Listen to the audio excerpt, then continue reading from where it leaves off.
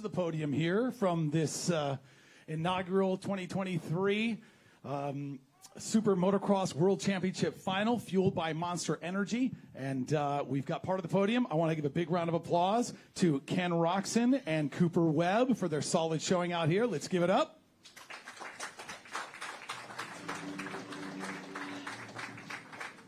And, of course, the champion of the series outside getting ready. When he comes in, we'll go ahead and bring him in. But we've got the press here, and we got some questions for you all. Ken Roxon, another big night for you. Probably not the night you wanted, but, again, an epic battle for you. I want you to take me through that last lap and trying to track down Jet Lawrence and how it felt to you on that track.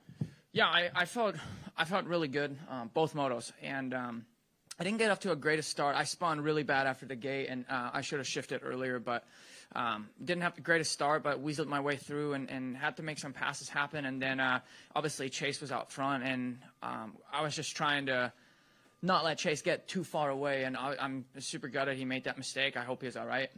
But after that, it was pretty much just me and Jet the whole time, and I was right on him and giving everything I had. I mean, we were literally pushing every inch of the track, you know, and he had some tacky areas, but it was super pepply and slick and others, so you just have to be so careful, but you can't, like, rest too much in the turns, right, because you lose time. So it's just this very, very fine line. But I gave it everything I had, and I think the biggest bummer for me was, I know Josh didn't mean to, but I was hitting the left side of the sand the entire time, and we came to lap him, and he slowed up, and I went to the same line just because I thought he was going to let me by, but he went in right in front of me, so I ended up rolling the whole section, and that just put a few seconds between me and Jet. And we had about 2.5 laps to go, so then in the last 2 laps, I just tried to put the hammer down again. I didn't want to just let him have it like that, you know, and, you know, reeled him back in, but obviously we ran out of time. But overall, I'm super stoked just to be able to be in the mix, be in the battle, and ride how I'm riding at the moment.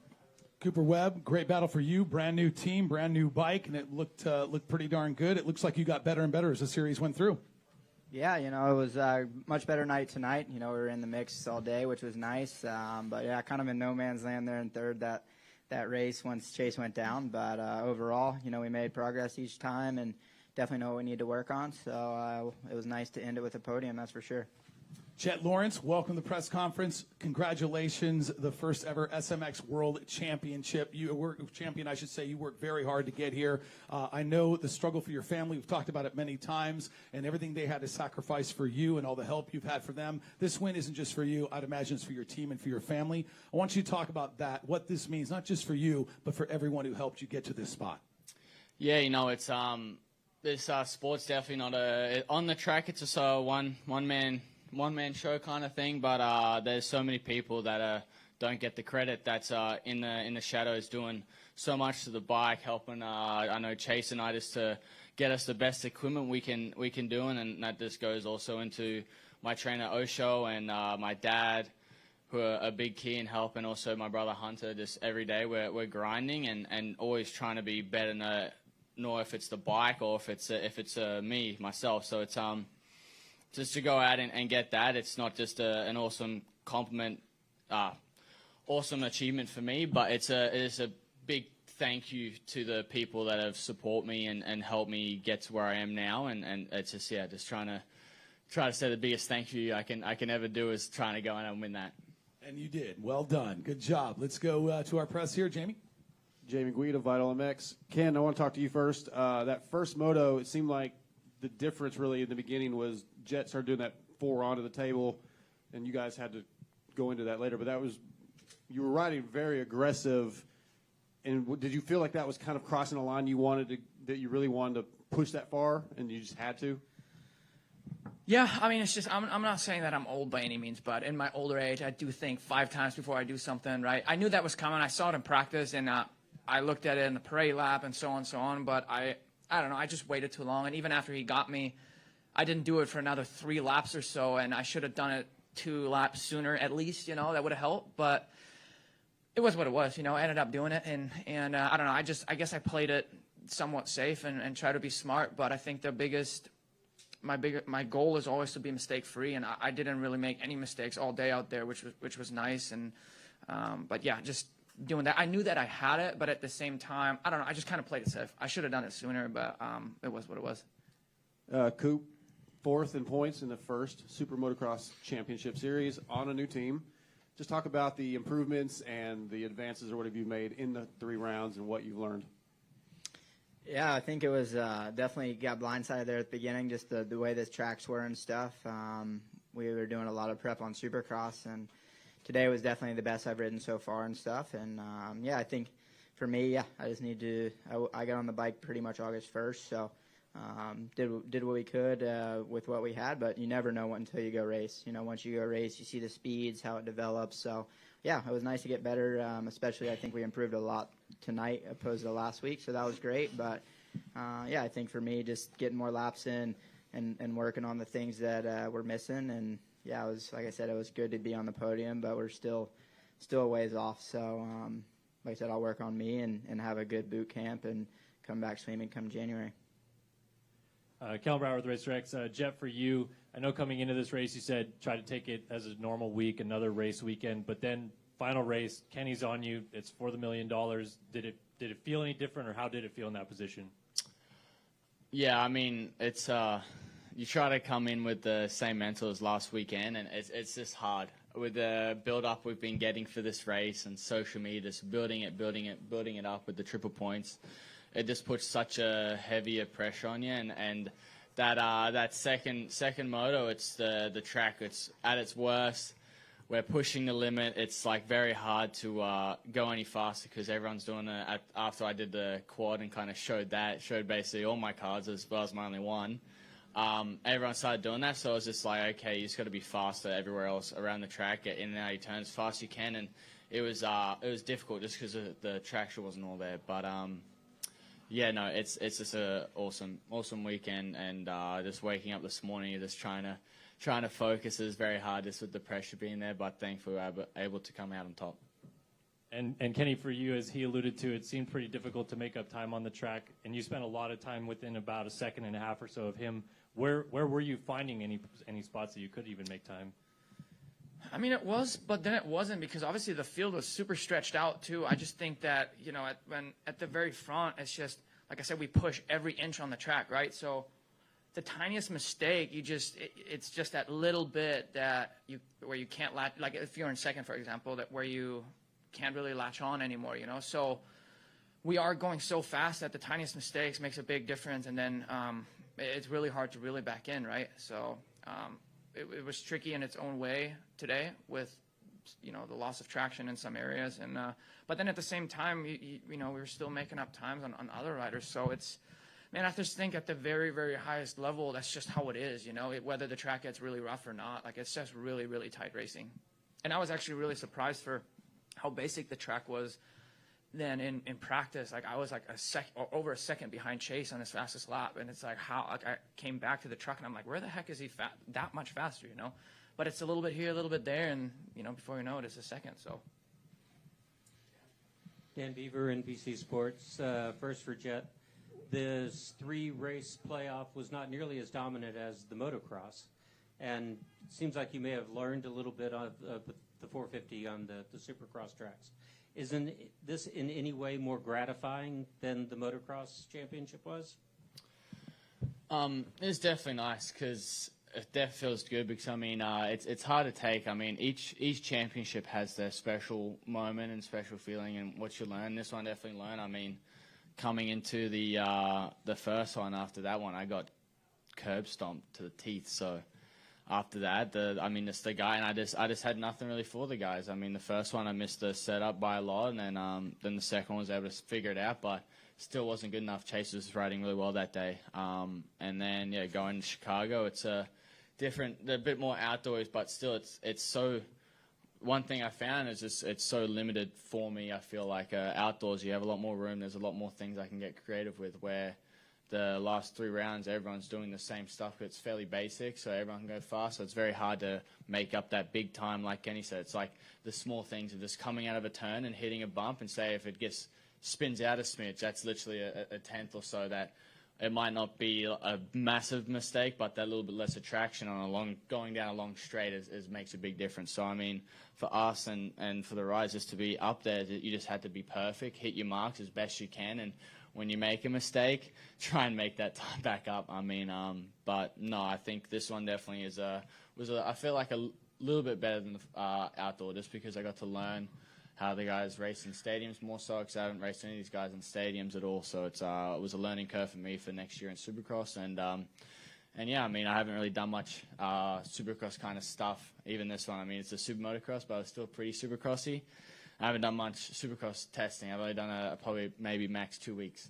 So it was excited to see how it was going to go, and definitely thankful to leave on top.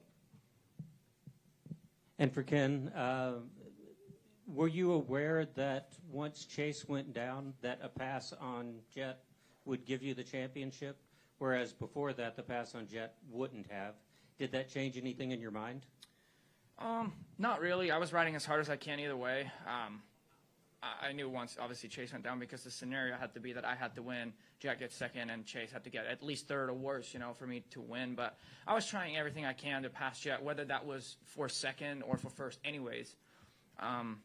But then once Chase went down, nothing changed in my approach to the race, honestly. I just wanted to ride as hard as I can for as long as I can, and I did that all the way till the end. And, obviously I went from third now to second, which I'm happy about. And after, I feel like I've been getting pretty beat down over the last couple of years, So like I said, a win would have been so nice, but I'm also at the same time still building, I'm not the youngest anymore, but it's nice for me to see in my later stages in my career that I'm kind of coming back towards the other spectrum a little bit. So that's just really nice for me to see. And we still have a few races to go before Anaheim. And for me, I'm just building every single weekend that I'm racing. And, once Anaheim starts, we got a lot of races to go in a row. But I feel like I'm in a completely different mentality. And I just take it race by race legitimately. I know we always say that or in the past and whatnot, but I kind of I'm just rolling with it at the moment, and that seems to work. Thanks. Alex Gobert, MotoOnline.com. Congratulations, Jet, on the title. What was the emotion like, the mindset like when Hunter went out this afternoon and couldn't line up? Yeah, it was just a bummer thing. I mean, just a small little mistake from Friday. It wasn't a big thing, but then ended up making it just a small landing wrong in the center section, ended up making it a lot worse. So it's a bummer. I hate seeing my brother get hurt. I also don't like seeing him race just because the nerves are through the roof for me. It just yeah, I mean, I feel like every time Hunter gets hurt, I always somehow pull something out. So I'm definitely glad I was able to pull something out, just definitely for him and yeah. You've had such a good start to what is the premier class career for you, but are you feeling the tension, within the big leagues now? Is that something you feel with these sorts of guys around you and Kenny and just being in the 450 class now? What's that like for you? Well, thankfully I don't have very big legs, so I don't feel it too much. But no, it's cool. I mean, I remember being on 85 in Germany, training with Heiko and watching Kenny when he was racing and kind of supporting him and going for him. It's an awesome thing to get to race him now. I mean, yeah, he's more on the older side, but I mean, he still rides a bike unreal. I mean, he still has some of the best style in the sport, I feel like, and always will go down in history for having some sick style and throwing whips for sure. No, it's definitely just cool to be up with some of these legends, and definitely excited for next year just to go up against Tomac. I mean, getting beat by him or beating him, I don't think it's going to change for me. It's just kind of one of those things where it's like, do I get to race one of those legends? If I could have got to race Ricky Carmichael or James Stewart back in the day on there last year, I think anyone else in this room, I could speak for Coop and Kenny, it would have been awesome. And just finally from me, for you, Coop, how critical was, to get these races in, back with Yamaha, and then, how much improvement can we expect come Anaheim 1? The next 3 months is big for you. Yeah, for sure. I think it was good to get some gate drops, like you said. We were maybe expecting some better results towards those first two. But like I said, tonight was a little bit better. But yeah, I think a little bit's, a lot of it's on me. I need to get fitter. I need to get stronger, and you learn the bike as you race, right? So I think that's what else. When we're pounding at the practice track, you feel unbelievable, and you got that track down, and then you come to the race, and you're like, oh, it's a lot different. So I think just getting some different scenarios, and like I said, racing these guys, seeing the speed. I feel like I'm a visual learner, and racing definitely teaches you a lot. So I think we'll work on some of the things I need to work on, and I think we'll be in a good spot. Me and Eli are going to plan on riding a lot together this off season, actually. So we'll see how it all works out. I guess. Go ahead. There you go. Oh, okay. Hi, Victoria Beaver, Auto Racing Digest. For Ken, you controlled your fate the least amount going into both the full 3-round playoffs and this weekend. Will there be any moment from this experience that motivates you through 2024? Absolutely. I mean, I feel like especially lately, I've watched every single outdoor race, even that I haven't been, even though I wasn't racing, and same with the GP. So everything has been motivating me lately. I think when you're in a good mindset, you can take motivation off of anything. I get motivated by my family as well. So I've just kind of enjoyed the grind lately. And but I think, coming into these 3 rounds, you don't really know where you're at because we're just practicing at the track, and I'm not the greatest practicer, to be honest. I'm actually fairly slow most of the time compared to like Chase and stuff. So, but I'm a racer, so once the gate drops is I feel like when I shine the most, and it was just nice to see where I was at, and not just for one round, but for all 3 of them. And I'm extremely motivated these next, I'm racing Paris too and going to Motocross of Nations, and I feel like those races are going to help me a lot in general, fitness-wise and experience and everything. So I just think we still got some stuff in the bag, and like I said, we just build every single race that we go to and see where we're at in Anaheim. But right now I'm in a good spot, and I get motivated by doing good, actually more so almost than doing bad. So based on that, we're in a good spot. And then for Jet, between ZMAX and now, what do you think you've learned the most about Supercross and how you'll set up the bike for next year? Yeah, it's definitely nice that we're able to get these rounds out and kind of get a bit of a feeling of how the bike is in Supercross. I mean, I feel like for myself, I still got a lot of work to do because now we've got to add whoops to the equation now. So it's going to be a fun learning curve for me. I mean, I don't think I've had a late start to Supercross, so I'm still, even now, only being, I think, I don't even know now. For a few years in, I'm still learning, and I can always learn from these 2 guys up here, and more of the people in the field. I mean, so it's definitely learned a lot from these 3 rounds, and going to put that into testing and kind of try and fix the mistakes we end up making.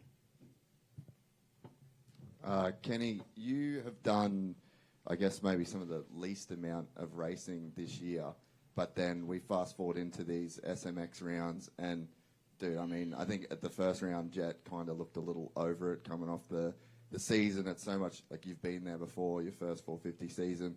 You see some other guys that are dealing with little things, but I mean, it really seemed like you were ready to rip these rounds, and obviously it paid off. How different was this season, competing such a limited schedule, but really being able to peak when you needed to peak? That's what happens when you're halfway retired, part-time guy. But ultimately, that's really the reason why I did this, right? Like in the past, I honestly lost fun racing, period. And I wanted to rewrite that a little bit because I don't think it was fair. I've done this my whole life and always loved it, and then you kind of fall into a hole, and it's just not the same anymore. And I was just trying to grasp onto something different. And I know you get shit from people, well, I'm not racing and I'm scared and all this shit, but I have to also think about myself, and I want to prolong my career, and I thought about retirement at one point, and now I'm thinking back, I'm like, what the heck was I thinking? But when you're in that position, like, you don't really see an out, or the light at the end of the tunnel. So that was my change for this year, and I'm glad that I did it because I do feel like I'm a completely different rider than in the past. So now I'm going to be able to build from here, and I actually think that I can do this, even racing more again, because I don't know, I've just found something for me personally, and also for not racing a lot, like just getting the intensity back. I just found something that helps me out and the way I create my program and everything, and it seems to work out. I'm happy for you, brother. Thank you. Jet, this year with you, it seemed like every week there was a new story as to why you were going to lose this weekend, who was going to beat you this weekend. You don't have experience. Like, every single week there's a new storyline. And then, obviously, last week maybe it took a little bit of an L on the podium, even though you won the race. But how has it been, like, blocking that stuff out and just showing up on Saturday nights and doing what you do? I mean, yeah, I just don't go on social media, really. I mean, I go on there and I look on TikTok stuff and do kids stuff on there. But, I mean, I'm still so young. So, I mean, you could write whatever you want about me. And, I mean, even the meme pages that are roasting me, I see that and I think that's awesome. I mean, I laugh at that. I laugh at myself most of the time. I know I say dumb stuff, and that was a foot in the mouth moment for sure. But I mean, I'm only 20 years old. I'm still I'll live and I'll learn, and yeah, I mean, definitely won't be doing one of those again. And definitely going to be looking at a math book in the off season for sure. I was going to say, don't go to Jet's math class. No. Well, tonight 1 + 1 = 1 million. So I mean, that was easy. I still need to have you sign this pen. Do you see it? No. I like that one. I got roasted all this week for like even from my friends. They were sending like math things of like it was like that whiteout kind of like pen thing, and it's like a math equations, and like the thing got like this thick of white stuff because the guy kept getting it wrong and going over. I got sent that. I was getting taste on things, but I mean, I just laugh myself. I know I'm not the best at maths. I'm probably not the brightest guy on books, but hey, I just know how to ride a dirt bike and just twist the throttle. That's all. Coop, for you, you've been in these situations in your career before where you get doubted by everybody, and then that seems to be when you do your best work. Do you feel like with everything that happened to KTM, kind of an unprecedented switch, I guess, midway through the season, but it seems like you're back in that corner where you do your best work? Is it, on paper, it might look like a season that wasn't the best, but do you sort of secretly in yourself be like, all right, this is kind of where I want to be?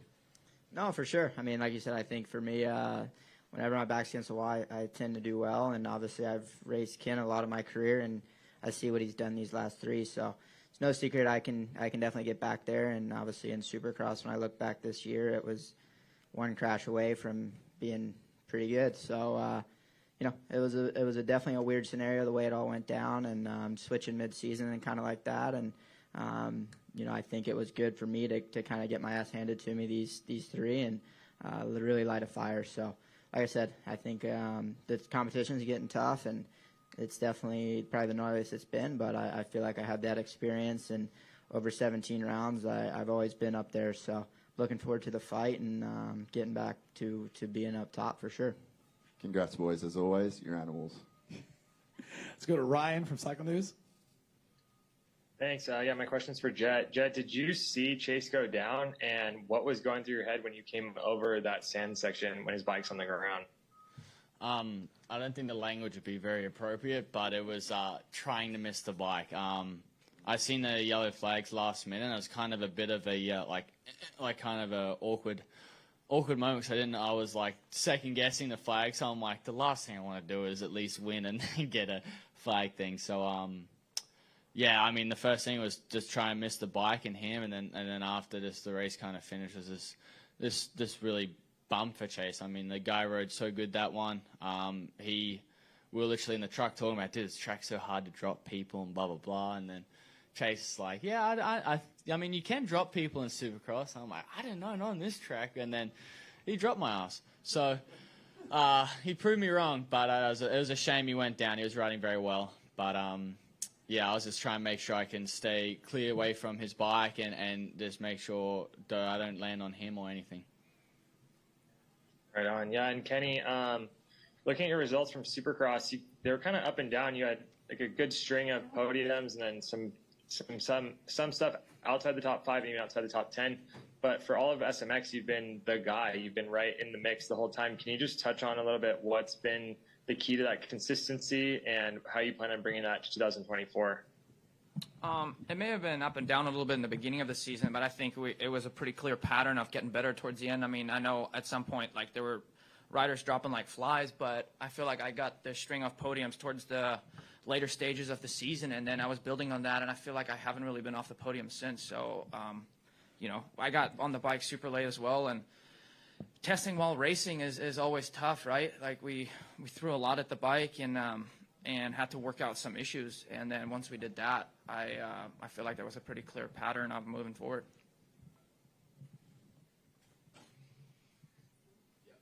Guys, can we talk about what happened in these last 3 races? This is a championship that is different. It's unique to this year. It's going to move forward. But for the stick and ball fans out there, we want those kind of sports fans into motorsports. They see NFC versus AFC in football. They see East versus West in the NBA. Baseball, same thing. But you guys, I know indoor, outdoor, it's different. Supercross, motocross. But in a sense, there's some similarity. How can you get those fans to look at you guys and to be like, I'm a motorsports fan because of what you guys are doing? All 3 of you, whoever wants to take it. Stick and balls. No, it's no, it's I mean, I would love nothing more than to get some of those people. I mean, we obviously know, being a foreigner, we know America loves their football, their baseball, and even Europe, they're very big soccer or football there also. So it's, I mean, we'd love nothing more to get those people into our sport, because I feel like we definitely deserve to be up there. I mean, I think we'd be one of the, I personally think we're one of the most dangerous sport there is. I mean, you have F1 that are going stupidly fast, NASCAR, but they all have a car around them. When we miss our mark, especially in Supercross, or outdoors, I mean, if we miss a mark or hit a kicker, I mean, we're just going to see how good we can roll out of this. We have Alpine Star gear on and other brands that keep us safe with helmets and that stuff, but I mean, it's only so much they can do with us landing and that stuff. So I mean, I'd love to get that sport up there and be up there with those guys. I feel like we deserve it for sure. And ultimately, I think too, like, just tuning into the TV or coming to an event. I mean, it's pretty, to me at least, it's pretty unlikely that you come to an event or watch it and go, this is boring, this kind of sucks. Like, you know what I mean? Because I think it's 20 minutes action-packed nonstop. There's no blowing the whistle and stopping after a 10-second play or something like that. So, yeah, I think you got to just give it a chance, right? Cooper, yes, come on, give it to me. Yeah, I mean, I think luckily we just race. It's not our job to promote too much, but definitely helps having the cash flow, that's for sure, like all the other stick and ball sports. Maybe we can be more like them. I think I can speak for everyone in this room, knowing their stories, knowing what these guys have been through, the ups and downs, the things they've had to deal with, the battle back with the press giving these stories out and getting to know them and how hard they've worked to be at this point, I think is also huge. And how awesome they are and interesting they are behind the scenes is a big deal too, right? So. And another thing, I feel like there's not many other sports where you can get so up and close with the athletes. I mean, where I don't feel like a lot of places. I mean, in football, you never really hear. I mean, at the end of the game, you might get a few guys going to leave and you get some stuff. But, I mean, it's very limited to see a football player, baseball player, because they go into their lockers and then they go into their buses and go to the airport to their probably most likely PJs. So, and same with F1. I mean, it's pretty enclosed. Some people get to see, but not every single fan. I mean, we're here. We have hundreds of people, close to thousands of people in the paddock getting to see some of their favorite athletes so up close, getting to be right near them, getting to get a signature, getting a photo, getting to actually interact with them, which I feel like there's not many sports out there that get that. So I think hopefully that'll translate and people see it more and actually get it to be up a bit more. Yeah, go ahead. So, Jet, this year, Chase was obviously your biggest competition outdoors, and then for this, kind of interesting dynamic because you guys are under the same rig. You've kind of been in each other's orbit for a while, and I mean, some extremely close racing. We never saw any contact. Obviously, extremely respectful. he's going to KTM next year, we assume. Different team. No, you guys don't have to walk by the truck. You don't have to get changed together. Like, you've got now what he wants. I mean, I know you're the most happy-go-lucky dude ever, but in the back of your mind, do you kind of see that dynamic with Chase changing? Because, like, next year he can ice you 100. Like, he does not have to see you or interact with you unless you guys are on the track when it's business. Like, I guess, do you think about how that dynamic can possibly change next year? I don't think so. Chase is such an awesome kid, and is just so kind-hearted. I mean, we can go and battle for 35 minutes and come in and I mean, if he loses, I lose. I think we still get along very well, no matter what it is. We'll go on the track and we barely even talk about racing. We talk about anything. So I mean, I think he's such a good kid.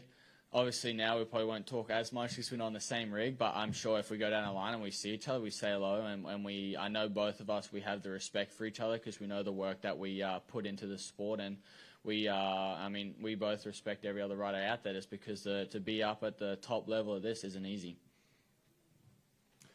Okay, hey, real quick update. Speaking of Chase Sexton, I got an update. He already left. He is a bit beat up and sore, but no major damage, so that is good. He's doing well. One more question right here. Yeah, I was just going to ask, I know you guys talked about this before the race, but there's so much two-wheel history at the Coliseum from, the first Supercross race to freestyle and the X Games. Did any of you have a moment when you were out there where you sort of looked around and thought about all of that history and maybe, riding up the peristyle? It's been a long time since we've seen anyone do that. I was too young. I don't think I was even a thought yet when they were racing. So these guys might maybe have more remembering it, but me, it's blank in my end. But I've seen videos and I've been told what's been done here, so I know that. But it's definitely was an awesome experience being here. I thought it was rad. You want to go? I thought it was rad. Like, I think the stadium's about 100 years old or something like that. I'm not too much about history, too, but obviously my gear is based on the 1984 Olympics, so I thought that was pretty cool. And obviously there's been a lot of, rally racing and X Games, I believe, and Supercross racing. So you see videos from back in the day, them going up and out of the stadium up there. So I took it all in yesterday, especially because it allows us to have some free practice and kind of like take it in. It's not about hammering down laps or racing or whatever. So I don't know much about history of this place, but it just felt different, and I thought it was cool. Yeah, for sure. Same. I think just the history here and all the different sports and everything that's been here. And I think for us, like, we race a lot of the same places a lot of the time. So just coming all three of these, being different venues, different styles, different airports and cities was really cool. So, yeah, a lot of history here, but I think it was cool to just have three different rounds that we've never been to. All right, let's give it up for the three from the podium here: Jet Lawrence, Cooper Webb, Ken Roxon. Stick around, we got 250s coming up. I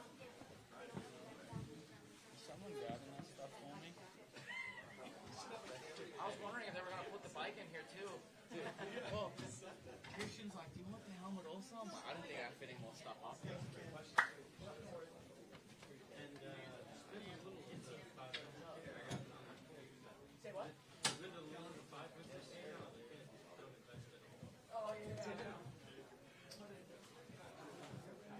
Don't forget your trophy, Honda. Honda's got some hardware up here. This time you're in your gear. Get me some clean sheet. I'm the dirty one this time.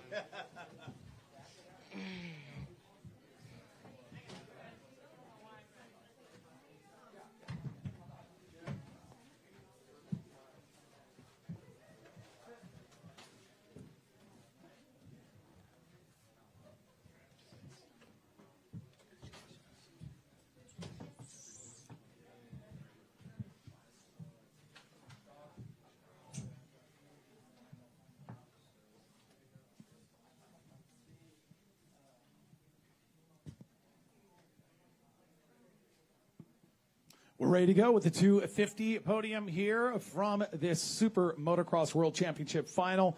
We have Hayden Deegan, Joe Shimoda, and RJ Hampshire. Big round of applause for these hardworking gentlemen out here. And Hayden, I'm going to go to you to start it off. A huge win for you, a lot of work. You thanked your haters on the podium right off the bat. You thanked, obviously, the people who care about you and love you and helped you get here. But I want you to talk about that motivation, the people who have made comments, and kind of dig into that a little bit and why you actually thanked them on the podium. Yeah, man. I don't know. That's how I feel off that stuff. If you doubt me, I'm going to prove you wrong. That's just how I work, and I'm going to work hard, and I'm going to work harder than everyone out on the track. That's my goal every time, so that's just kind of how I work. We talked about that being a meritocracy, man. It doesn't matter what your background is. When that gate drops, it's pretty much up to you to make it happen, and you did. Well done. Thank you. Awesome. All right, let's open it up. Kellen Brower with RacerX. Hayden, for you, congratulations, first of all. Your year started in Supercross Futures and ends with this.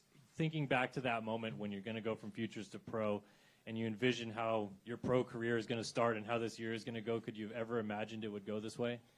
No, I couldn't imagine it. My goal was to podium, get a podium in an outdoor national my first season, and it went from there to being in a championship fight, having a red plate, and now winning my first championship my rookie season. And it's crazy, and you just got to keep building, getting stronger. I'm still young, so my body's got to fill in a little more, and just up from here. And then Joe, for you, that second race, you kind of started right behind that star train. They pulled on you a little bit, then you started pulling them back towards the end. What was a little off at the beginning there for you? Yeah, I like to say it on the podium. They fixed a lot of the turns, so basically it was a new track again. And yeah, I'm better at when the track is rougher, I would say. Something that I have to work on for next year when the track is clean. I guess kind of have to be a little bit sandier, so that's what I was missing. And start position was really important for a second moto, yeah. Hey, Alex Gobert, MotoOnline.com. For Hayden, what was going through your mind there as the minutes ticked over in that second moto and on your way to this championship? Yeah, I could see Joe to my right, and I was like, this is close. We gotta fight this thing out, because I know Joe, he gets close, he's sticking it in there. So, it was a good race to the end. J-Cube was right behind me, and it was good that I had my two teammates, one in front of me and one behind me. That's like your safest bet to try and win a championship. So, it was good. And for RJ, for you to be back up on the podium, last race of what has been a really long season, for you, it must be a good feeling, but how important is it for you to sort of go into the off-season with this type of momentum? Yeah, it's been a struggle since Unadilla, really, or honestly even before that. Charlotte was a disaster.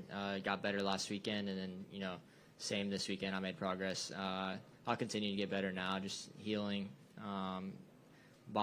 I'm not young like Hayden anymore. My body doesn't heal as fast as his. And, I don't know, man. It's just going into this off-season, this was huge. First moto was sick. Second moto just didn't really have it. But stoked to end the year like this. Dan Beaver, NBC Sports. First for Hayden. I remember talking to you in Tampa, and I think you were a little surprised at your fourth-place finish in Houston. Then we get to Daytona, maybe a little surprised also with your first podium there. Is there still a little bit of surprise at your rapid move up, or is this now becoming second nature to you? Yeah, it's hard growing up, like winning in amateurs and stuff, and then you come into the pro ranks and you're not winning, and you're like, I don't know, it just feels more natural to be up front. So I think it was just a thing where I just kept working, and I got to that point where I could win, and that was just a comfortable spot. So, you're not going to win every race, but, it's possible. Shoot, Jet did it. But, you just got to keep working hard and, be there every time. And for Joe, arguably one of, if not the strongest riders over the last 4 or 5 weeks. The wins there, then in the championship hunt right here to the end. You're certainly the most improved rider in that period of time. Does that impact 2024 in any way for you? Well, I always wanted to start the season in a good note, but we changed something on the bike and just honestly struggled to set up in the first half of the season. And if you're struggling 4 or 5 races in, it's kind of over already. But Yeah, I mean, it was nice to have this SMX rounds. Everything started off fresh, and I feel like I had first 2 good rounds, and I had opportunity to go for championship on this round. But no, I'm just stoked on everyone's effort by the team and probably myself too. But yeah, next year hopefully I can, fight from the first round. Hayden, it's one of these. This is a weird round where you come into this race with so much backstory. So your dad wins here in '97. He ghost rides the bike. It's immortalized in Supercross history as one of the craziest things that we've ever seen. He did the first 360 here. This is like the house that Deegan built when it comes to motorsport.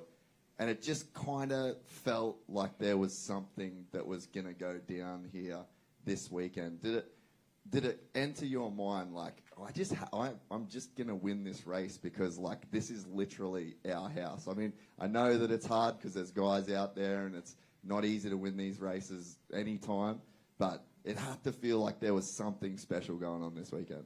Yeah, definitely. There's the Deegan name's big on that Lake Coliseum, so the pressure was obviously there because you want to keep that legacy going. So I kind of had to, fulfill it. And after that first moto, I was like, I might not be fulfilling it. But then I was like, well, we got to pick it up, Duffs. Bro, come on, buddy, you're being weak. So we had to toughen up for that second moto, and we were able to keep it going. So the ghost ride was on everybody's mind if you won. You did win. We didn't see the ghost ride. Did anyone say anything to you that if you do that, you'd get a fine or you'd get dock positions? Or was there a reason why you didn't do it? Because we do know you like to send. Yeah, I wanted to ghost ride the bike, but I didn't know I won. I thought I got like 2nd overall or 3rd overall because I just had a 5th in the first moto, so I didn't think I won the race.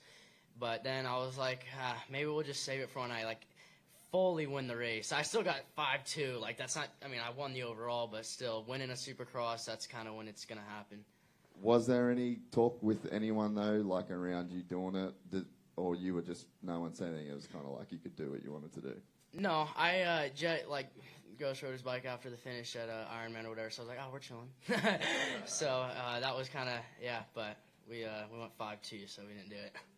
Well, congratulations, boys. You're all legends.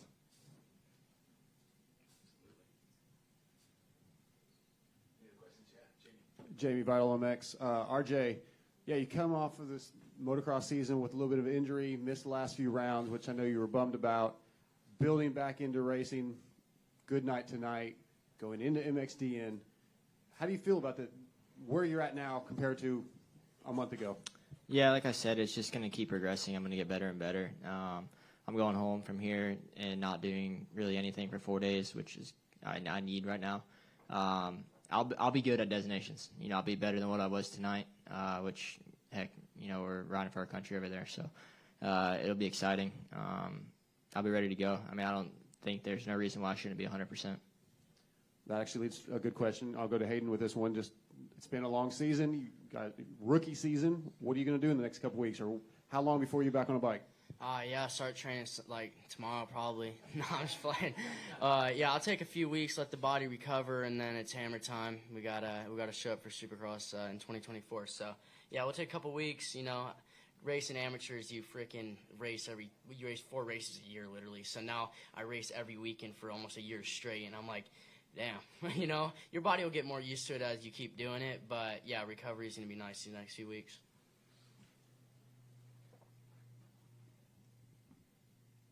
Cool. Anyone else got a question? Looking good, Chase. Joe, any news on where you're going next year, or does anyone do we have a timeline on when we'll know? No comment to that question. I'm sorry. That's cool. Hey, do you have a preference, East or West 250s? Me? Yeah. Shoot, both. Either one. Yeah, East whatever. or West, run them both? Yeah, shoot, I don't know. We'll run figure on it 450, 250 in the West, 450 on the East? 450 at a couple, 250 at a couple, switch it up. Gotcha, all right. I I think that's it. Any other questions out here from our press? Or any fans want to ask a question? I don't know how much time we have left. Sean? That's about it?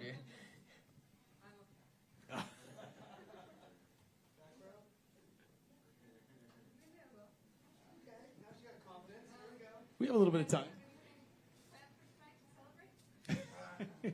I got a flight at 1 a.m. To get back to his family, right? That's the Moseman question. How do you celebrate this win? Shoot, I also flying to a lake for a couple days, but yeah, so I guess the topic's flying right now. Well, I guess I have a flight tomorrow morning at 9:50 to Japan. So, any plans for the prize money? I think we had $500,000 and $250,000 there in second. you have to go first on this one. Yeah. Shoot, I gotta be smart with my money. It's still, I mean, 500 grand is a lot of money. That stuff will go quick if you're not smart with this. So we're gonna be smart with that. We're gonna be smart with 500K. Yeah, no plans really, but I had a good time. So, yeah, looking forward to get lost in LA maybe. Very cool. You have a few hours left to do it before your flight.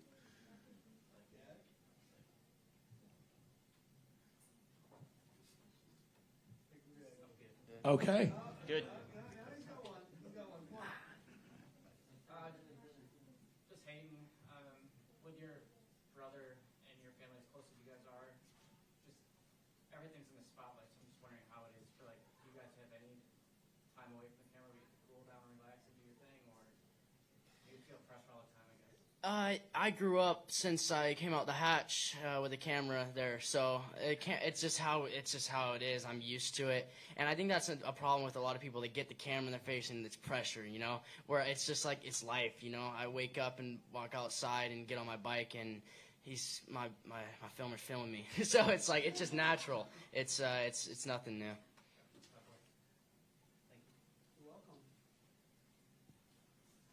Cool. I think that's it. Let's have another big round of applause. Thanks again, everyone. That'll conclude our press conference for the 2023 SuperMotocross World Championship final round.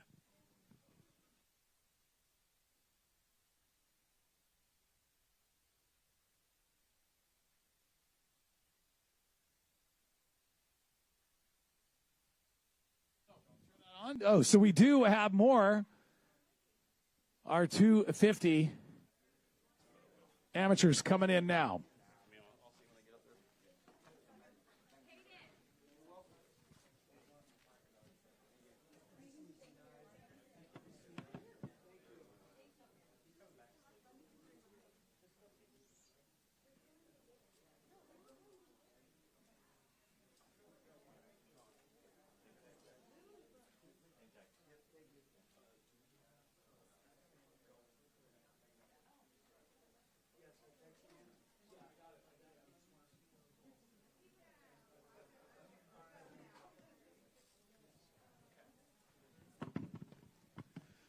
All right, so we have not concluded. We have the 250 World All-Stars, Drew Adams, Mark Finnis, and Slade Verola. I'm going to go to all three of you on this, and instead of starting first, I'm going to start with Slade in third place. That red cross flag came out, and we were watching all three of you race. You were in first. You had the battle. You kind of slowed down, and I wasn't sure. I don't know if you were sure when you could start jumping again. These two guys, it didn't look like they broke any laws, but they started jumping early. Were you waiting for a little extra time for the red cross flag to drop? Yeah, that was my mistake. I didn't really know the rules, so it kind of bit me in the butt a little bit. But, yeah, it sucked. And you had to battle for that third spot. After you were out in first, you were hanging in there, and after that red cross flag, you actually had to battle, and you were able to pull that off, that third-place podium finish. Yes, sir. Christian and I were going at it, and, yeah, I was able to hold it down. All right, Drew and Mark. Mark, I want to talk with you about that moment. Did you realize what was going on with the red cross flag, and how did that feel in the moment? Just real quick, hop out of it, get up there in a second. Yeah, I've studied what you can and cannot do in those situations. I've read the AMA rule book quite a bit. I've kind of studied it. You're the one. Good. Yeah, I didn't know that he was gonna roll it, I figured we were just going to try to send the triple out and probably case it and wad up like most everyone else did in that section. Good God, they cut down that triple in face by like 3-4 inches, and we all hit it the same, and we just blew through, and we did not get enough height off of it. And Towers, he went down hard. Viney went down. It's like 2 or 3 other guys went down hard in that section. So, yeah. It was gnarly. Well done. And Drew Adams, how's it feel to come out first place in this historic race in this historic stadium? Yeah, it's great. I wasn't born at the time, but everybody tells me it's very historical, and it's a pretty chaotic race for the first half of the race, but I ended up front and just rode solid. Yeah, indeed. Well done. All right, let's go. Jamie Guida, Vital MX. Drew, we'll go to you. Again, congrats. How much Supercross practice have you had coming into this? Although it's not a full Supercross, it's very Supercrossy. So how did it feel? Did it surprise you at all? Yeah, I definitely had a lot of Supercross practice into the year last year and early this year. I kind of planned to race some futures last year, but it just never really came around. So I would say that helped me a lot, and I got like 3 weeks of training before this. So, but yeah, like you said, it's not that much of a Supercross track. I think that for the futures next year, it'll be a lot more difficult. But yeah. One for Mark Finnis. Obviously, Danny Blair's in your camp a little bit. He was here today. What advice did he give you? You know, he's a former arena cross champion, even though I beat him recently. What advice did he give you today? He was just kind of hanging around my camp a little bit, just hanging out, getting in my RV, getting the cool AC. We weren't really even talking about like the race and stuff. We were just talking about other things. It's like right before I went out, he just goes, just try to pull the whole shot and win. Try to keep it as simple as possible. It's not bad from a team manager. Orange Brigade. Kellen Brower with Racetracks. This is for all three of you, basically. This experience and all of it, did you feel added pressure coming into the stadium, the fans and all that? I think all of you guys, maybe not Drew, but you've all raced futures, so you've seen it a little bit. But how did the actual experience of being there with the fans and everything feel? It was good. I was definitely a little bit nervous sitting down there on the line, but I think it was good because none of us really knew where we were at coming into this race, and because obviously we raced the Combine earlier this year, and that's all motocross stuff, and we've trained motocross our whole lives, so for the Supercross and Supercross Futures, it's a little different. Yeah, I think it was interesting going down there. We were all super close in qualifying, so that was a little bit nerve-wracking. All came down to the start, but after racing futures this past year, I was pretty comfortable under the lights. In Salt Lake we raced, I think, at the same time, so kind of got used to the sloppy track, if you will. But honestly, it wasn't too bad, so it was good today.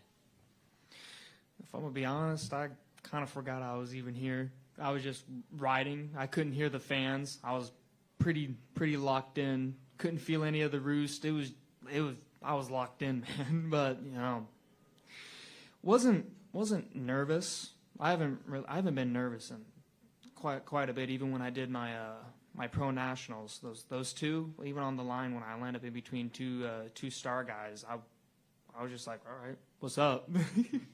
Obviously, they kind of pulled a big whole shot on me because, those things are freaking jets. But yeah, didn't feel any added pressure, just another Supercross race, just kind of like riding at club, but with tough blocks. Did club help you prepare for this? Did they, I was told they were building some similar obstacles in the tracks. Yeah, they have they built an SMX track. It's a Supercross.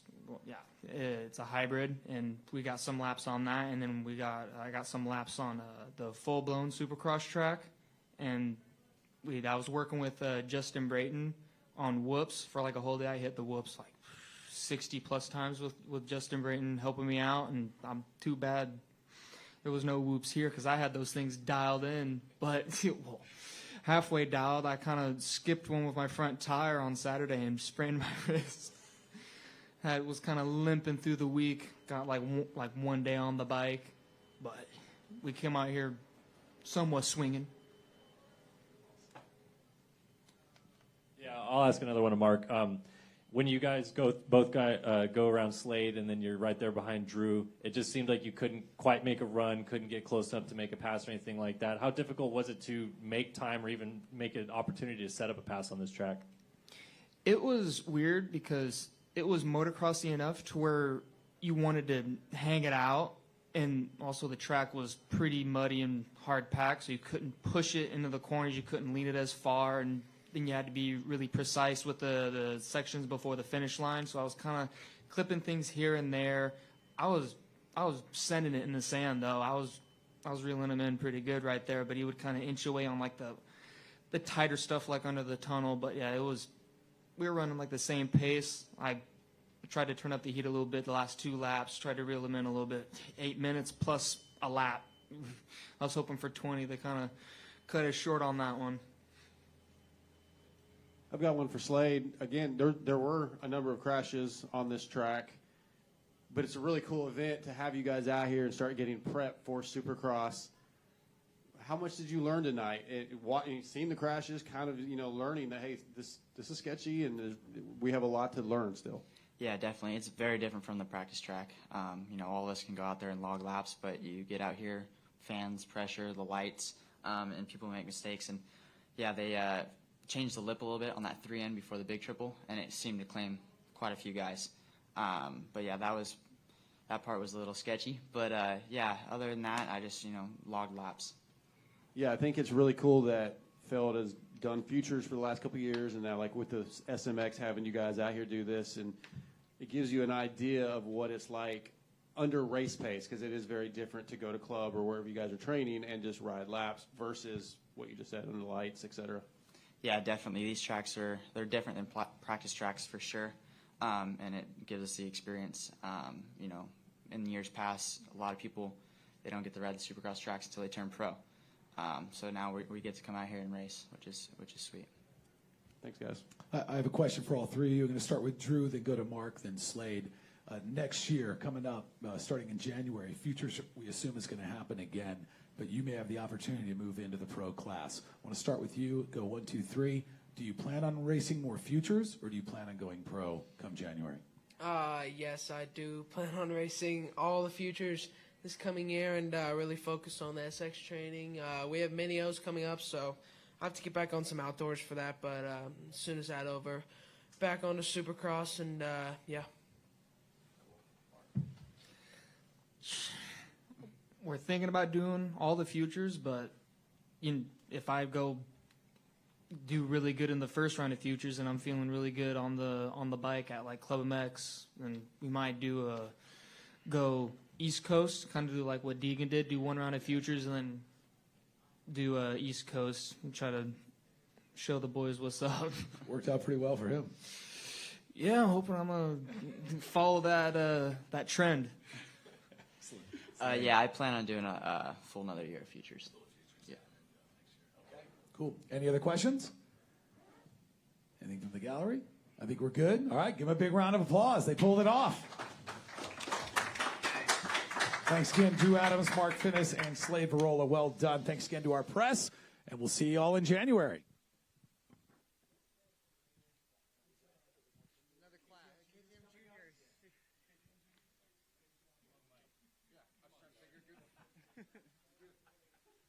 I don't want that there, sir.